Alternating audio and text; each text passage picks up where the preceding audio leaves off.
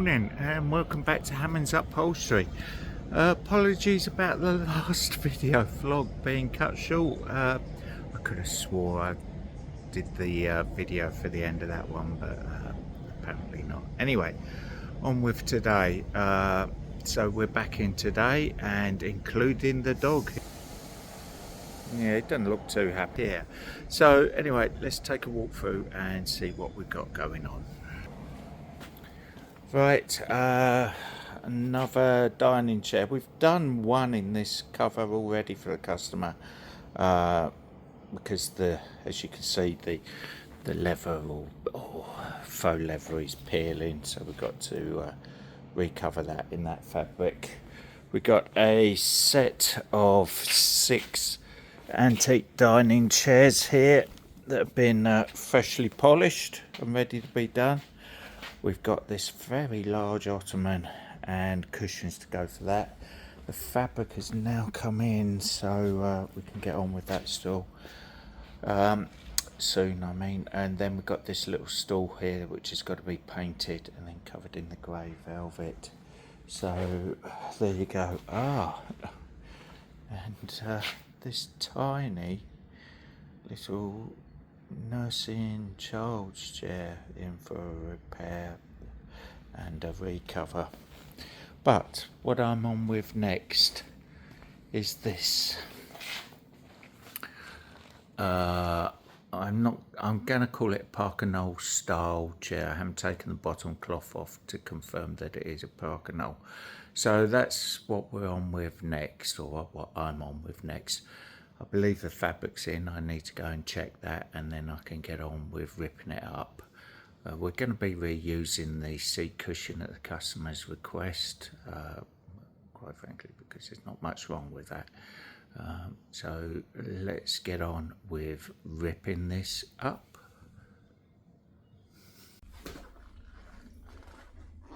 Okay, so I've got the bottom cloth off this. And I just thought I'd let you know, because I did wonder whether this was a Parker Knoll. It's not a Parker Knoll. I can see from the underside, that normally has the tension springs side to side.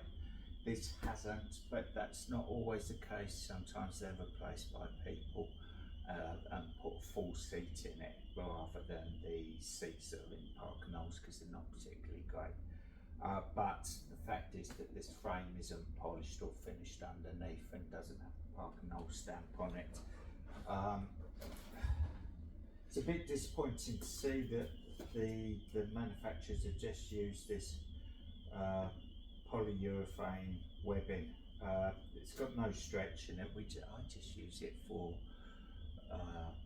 outside arms and things like that, or inside arms where you don't need any stretch.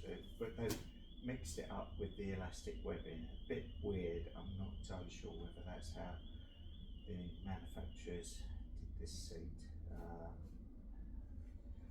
I'm presuming it is, because it doesn't look like it's been recovered. Secondly, the legs on the front are a plastic leg as well, which Parker Knolls wouldn't be. Got wooden legs on the back, plastic on the front. So anyway, need to continue to get this ripped up so I can get some cover on it ASAP. So let's crack on, get this ripped up.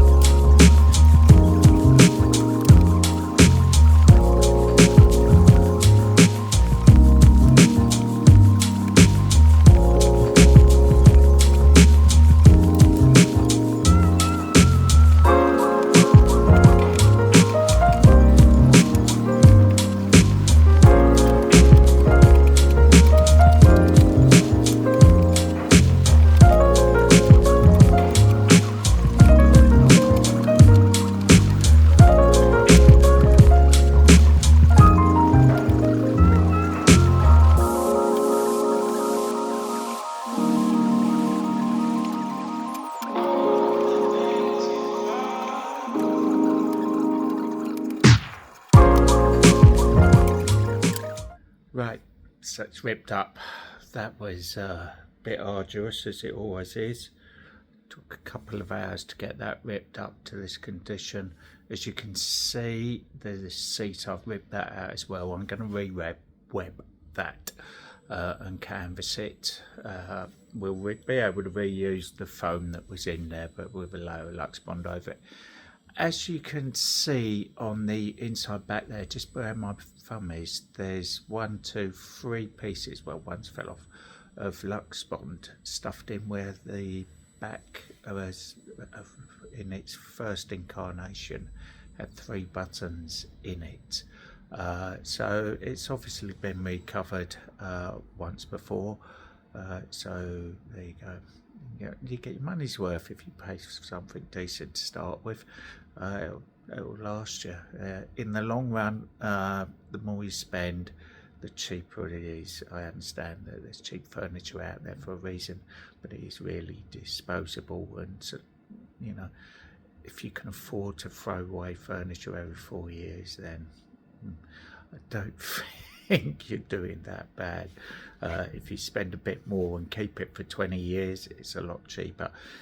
Anyway, I digress. So I need to cut the fabric for this. It's a lovely fabric, so bear with me. I'll stand the camera up and I'll come back to you and show what the fabric is. So here we have the new fabric. It's a oatmeal base of polyester cotton mix, printed with this steel colourway stripe. I think it's going to look lovely in that. Here's an old arm which we're going to use for a template, an old wing, and then the cushion is over there yet to be stripped. So I've got to cut and sew this. As you can see here, the central stripe is 1, 2, 3. 1, 2, 3 is here. This one, strangely enough, not the wide stripe, but the finito. So that's the central stripe. I shall check that and get this all cut and sewn up, ready to go on. You can come back to me and join me at that point when we're ready to actually put some cover back on this chair. Shouldn't take too long, a couple of hours to get this cut. So I'll crack on and I'll be back soon. Okay, so we've got the cover cut and sewn. We've got a pair of arms here, which will be going on first. Wings with the welts along the bottom edge. We've got the cushion cover. We've got the original fill. I am going to give this a fresh coat of Lux Bond and stockinette, just because I can. And we're good to go. I've made the executive decision. I'm going to spring the seat rather than the elastic webbing, just because the sheer fact that the elastic webbing isn't as durable with springs. So we're going to spring with 4 zigzag springs. Can't get one out of there because it's wide in. But there you go. So let's crack on. I want to get this done. So first things first is the arms.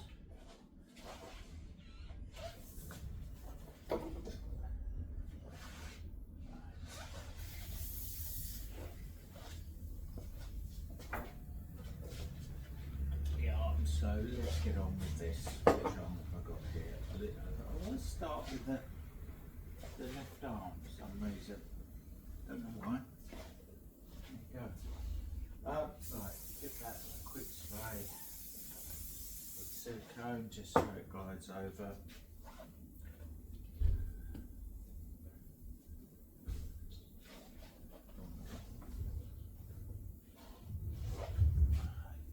Hopefully everything should fit fine. We've used the original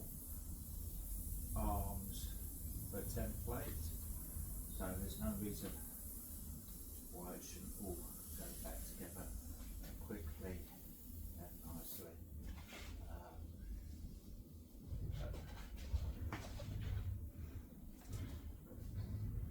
Yeah, that looks good.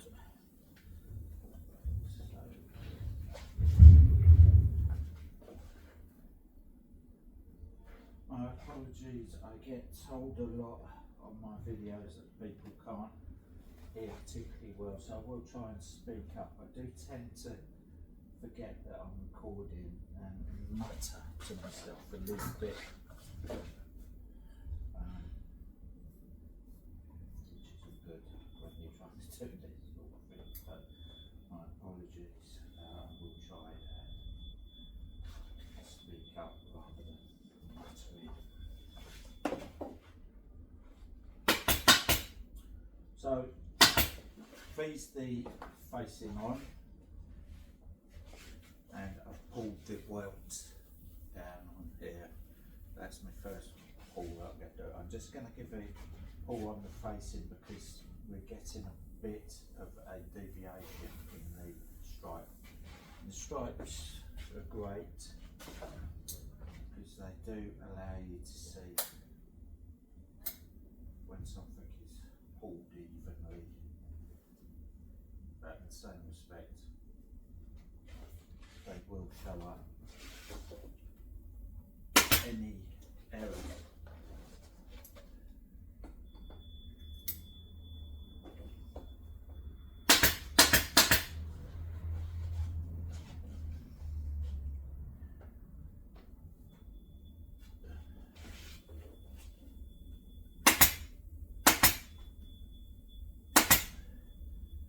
Back some time ago when we used to use a lot of these cottons, they were great, but they would quite often tear. If you cut it, they'd tear very easily when you cut, so you didn't put any tension in it. Not so much of a problem now with the more modern fabrics. It used to be really annoying. You'd get an arm into place, make a cut, give it a little tear, pull, and it would rip along the cut. And that was it. You had to remake the arm. So it's something I'm still very aware of whenever I'm making cuts or pulling near a cut in that fabric. It's not a bad thing. I'm aware of that.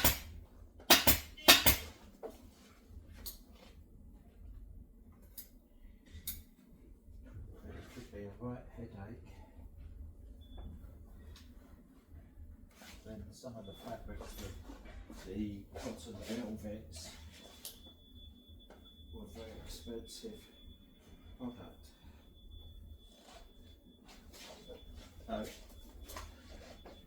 I'm now giving the fabric a pull towards the back, trying to make sure that I'm not going to create a massive wave in the pattern. Fabrics, you need a bit more finesse in installing upholstery. Leather, you pull, fabrics you lay into position and pull. But it's going on nicely. So little issues here. How long would I expect a chair? When it's in this condition where it's stripped and everything's prepared,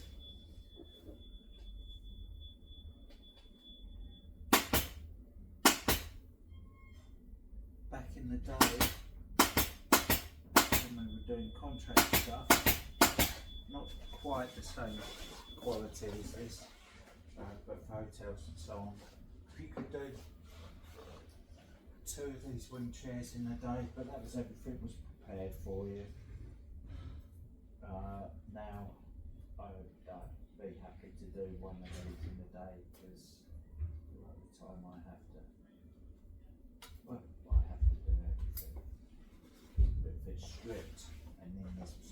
should have this done today, including sewing the cushion. Did that yesterday, so we shouldn't have any issues today other than distractions.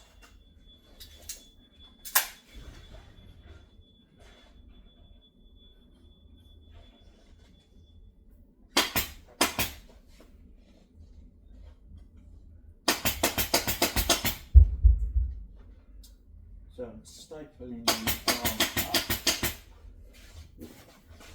up on the bottom, so the fabric's coming through. See better here, see where my fingers through, coming up, wrapping around and getting stapled on this rail here. Because the seat and everything else will do, because it's a relatively small gap. If there's a massive gap, you may have to staple it down, because otherwise there's too much movement in the fabric.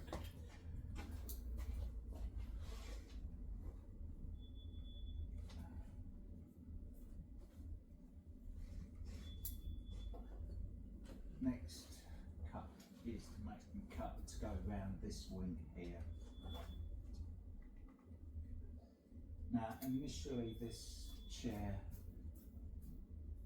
the arm was pulled through the wing. I'll show you on this one here, hopefully you see my fingers coming through here. The arm was pulled through the wing here and stapled down. But then they just put the wing on with a piping on it. So you putting that gap in there creates potential issues with lumps and bumps. So I'm going to just pull this fabric up the inside of the wing,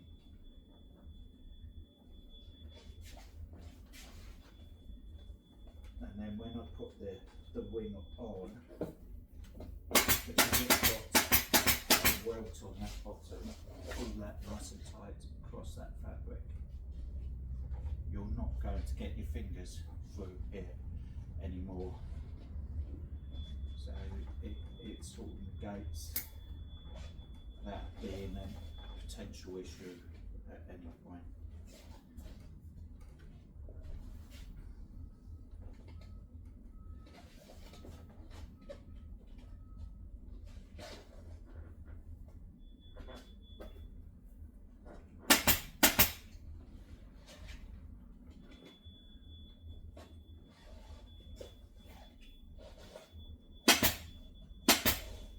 Liking the way this fabric looks already on this chair. It reminds me of the old mattress tick-ins. Very chic. Used to do a lot of antiques in tick-in. The dealers really liked that on their side. Found it a relatively easy sell and a cheap product to use. The original tick-ins wouldn't have worn very well, but these aren't technically a tick-in. That's the same makeup and material. These are upholstery weight fabric. The tick-ins we would have used many years ago would have been just a mattress covering cloth. Therefore not so durable.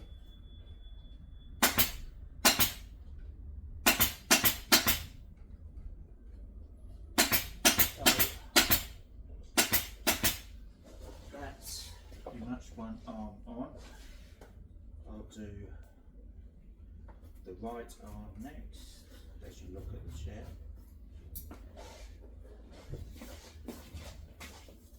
You get a better idea, potentially seeing what's going on here and underneath here. So, relatively quick thing to do, same as everything else. Experience makes a big difference.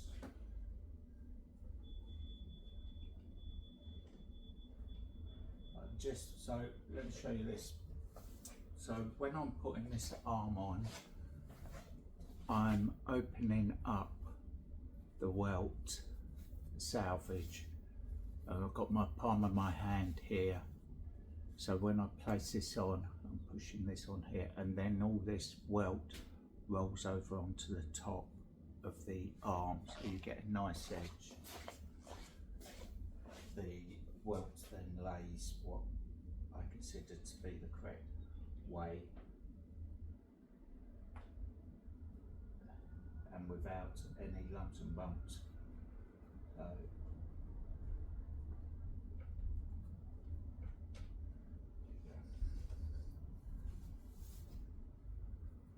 Still holding it in place with my hand, put it over, and the facings on there.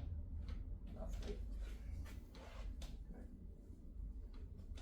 Okay. So ease the fabric towards the back and the inside of the arm.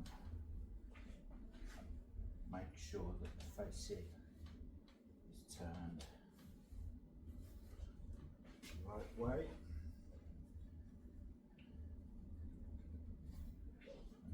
Make a cut up along the side of the facing piping, so I can pull that piping down the inside arm here. Just so I hold that in place.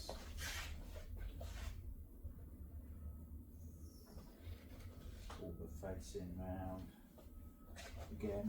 Being aware of the pattern. Cut to go over the seat rail.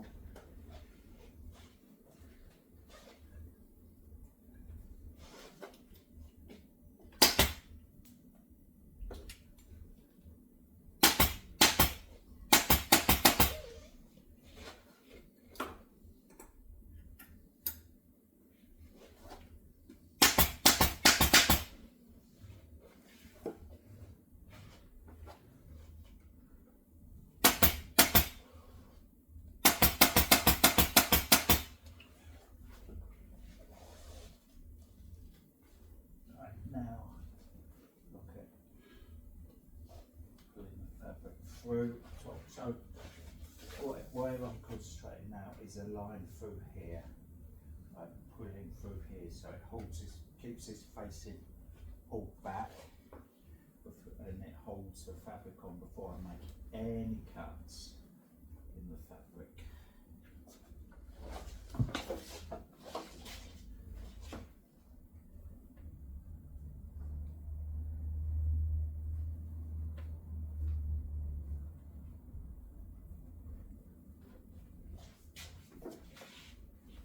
I'm looking at the front of the facing. I'm now pulling along this line here. So this hand's here around the back of the chair, pulling the fabric out here to keep the facing nice and flat. Bit of tension in it. Front towards back. So just hold that in. Now to make me cut to go round the back, lower back rail.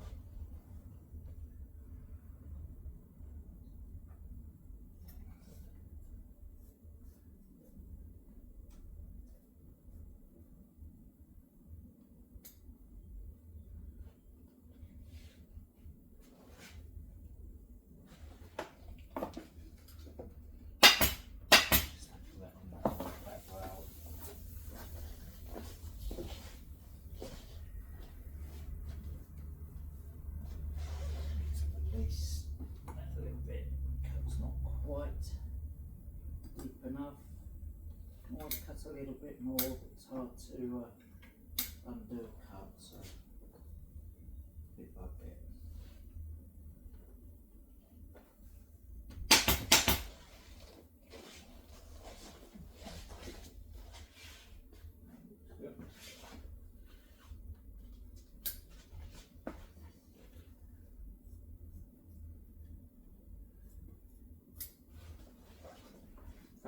Through the arm side rail here, hopefully you can see that.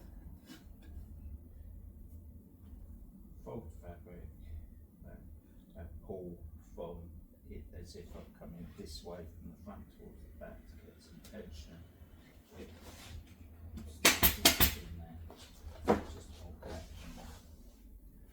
Right, make my cut round the wing. I'm not going to take the fabric through the bottom of the inside wing because the inside wing has a welt along the bottom edge on this particular chair. So we can just pull the welt nice and tight around the bottom of the wing. Some people put their fingers through there.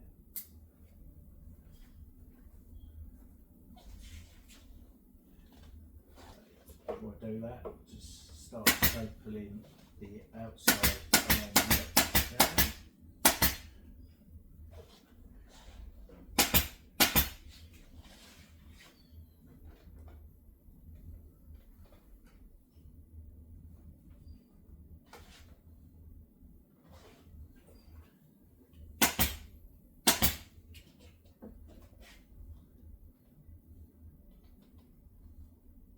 So, I'm interested, is anybody that watches these actually thinking of taking upholstery up as a career or art of upholstery? It'd be nice to know in the comments who's watching.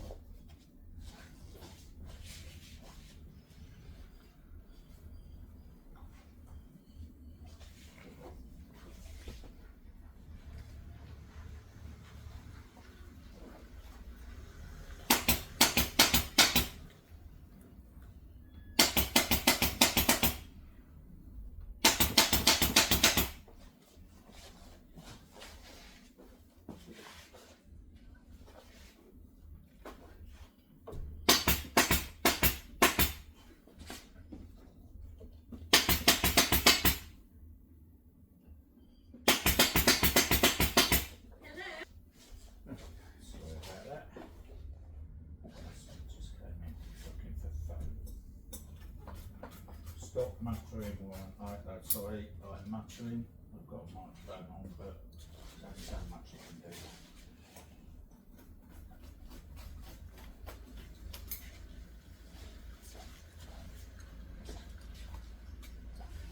Right, just going to get a couple of staples in the underside of this arm. As far towards the back of that rail as I can get. I've got to put an outside wing on. Easy the fabric over. Don't need to put it really tight.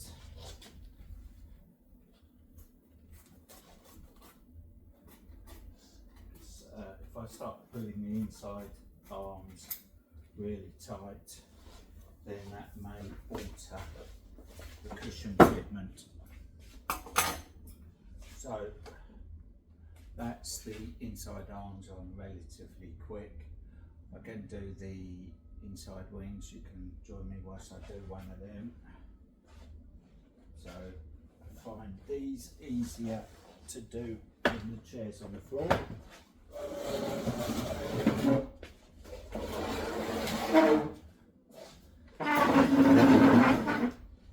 Let's get the inside wings on. Put a little bit of Lux Rock over these. As the wing feels very mean. That's gone through.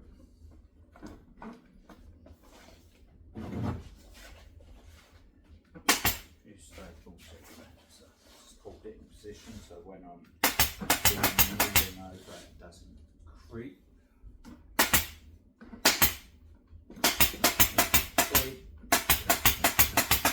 These wings had a rope along the bottom edge of them. I'll show you that in a second. So it allowed me to not have to take the arms through the bottom of the inside wing.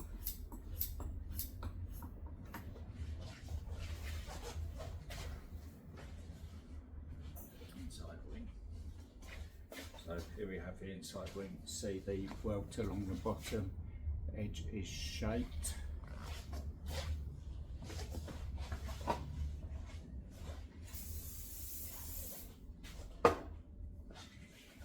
Hopefully the line, if I cut it, should line up with the arm, which it does. There we go. So we've got a pattern match here on the wing and the arm. Hopefully you can see that there. So I'm going to put staple in the welt at the back of the arm to make sure that's in correct position. Pull it nice and tight down the front.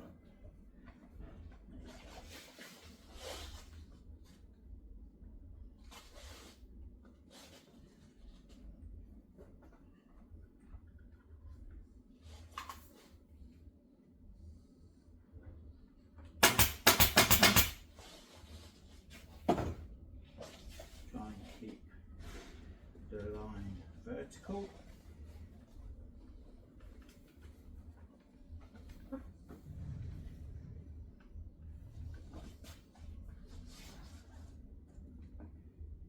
Just putting that line, trying to keep that vertical.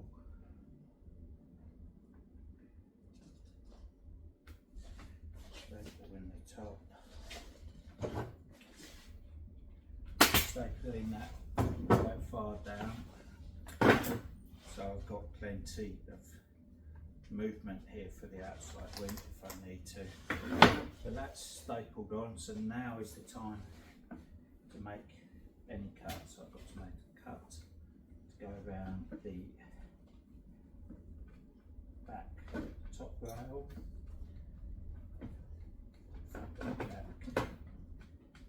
Feel where the rail is and cut towards that rail.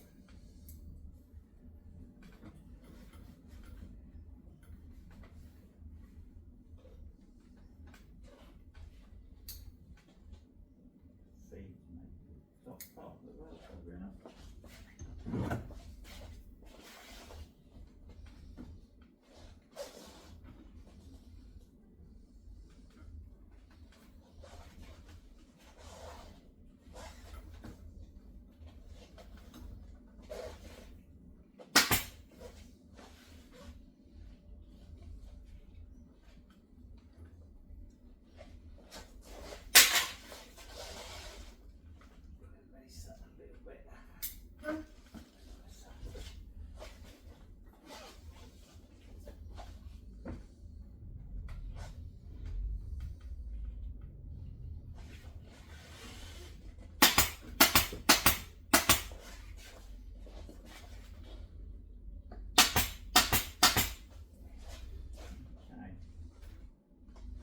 So before I start pulling the front, I'm going to staple the back off because we've got a nice straight line here. I want to try and maintain that. Don't want wobbly lines. Curves in the line we can live with.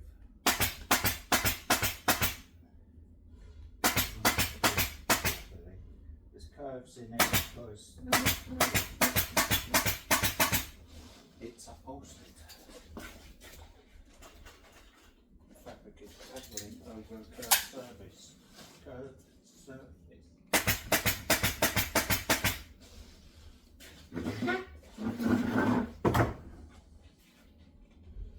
So, let's start with the top of the wing here because we're going to have pleats in it. So, I'm going to ease that up with my hand.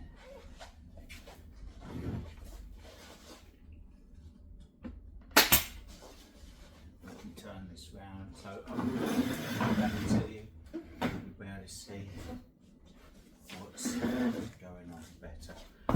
Sorry. So pulled fabric, going to create pleats here at top, and it's naturally creating a pleat anyway. This staple here, the first one I put on it is now in my way a bit, so we'll just take that out. Lift up.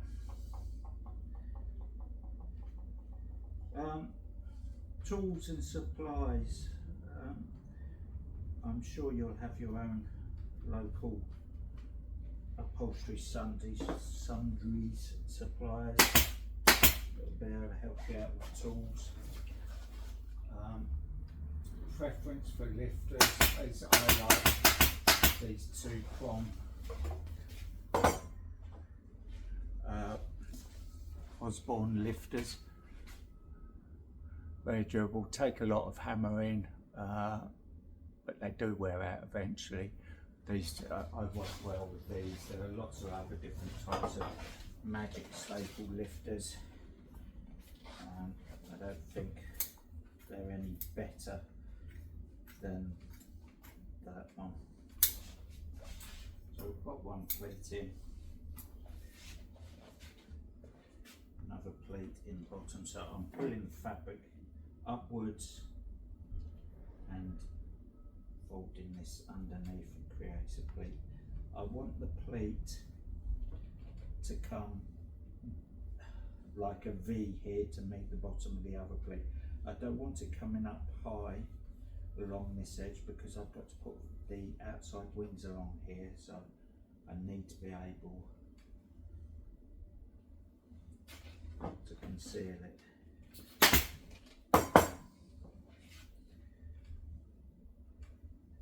We've got to recreate this on the other side as well.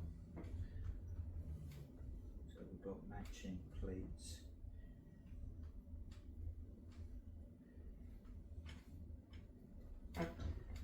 Plenty of well, upholsterers that don't seem to take that into consideration. I use the word upholstery loosely.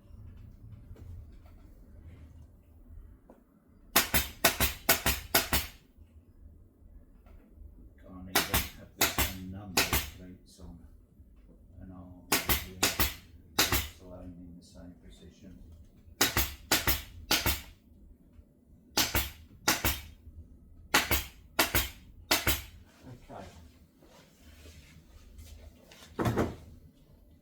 So that is that wing on.